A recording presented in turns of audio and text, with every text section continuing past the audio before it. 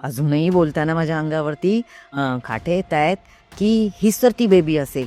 मी लगेच म्हटलं मिस्टरांना आणि मी ताबडतोब परत कॉल बॅक केला आणि मी त्या बाईला म्हटलं, सॉरी पण मला ना असं असं काल रात्री एक स्वप्न पडलेलं आहे आणि माझ्या माहितीत अशी कोणी बेबी नाही आहे, पण तुम्ही आज कोइन्सिडन्सली पहिला फोन हा तुमचा आलेला आहे. सकाळी 9:30चा काहीतरी वेळ होती आणि तुम्ही मला फोन केलेला आहात आणि असं असं आहे, तर तुमच्या बाळाच्या हातामध्ये काही धागे तुम्ही बांधलेले आहेत का?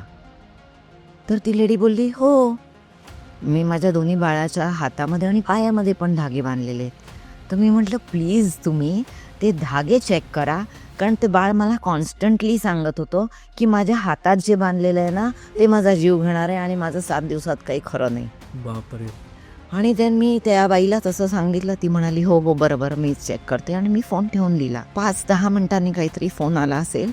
तिने सांगितलं, मॅडम, म्हणजे एवढं तिच्या आवाजामध्ये करुणा आणि हे होतं, भाव अगदी रडकास्वर होता, की आमचं त्या बाळाच्या हाताकडे लक्षच गेलं नाही की ते धागे अक्षरशः त्याच्या हातामध्ये रुतले होते. ते कापताना सुद्धा आम्हाला खूप कष्ट पडले. म्हणजे आपण अजाणतेपणे काही वेगळ्याच मार्गासाठी काही करतो आणि ते बाळ चक्क, म्हणजे ते काढल्यावरती आम्हालाच असं झालं की आमच्याकडून कशी चूक होत होती. वळ पडले होते, ते मांसात रुतले होते ते धागे. त्यांनी ते काढले.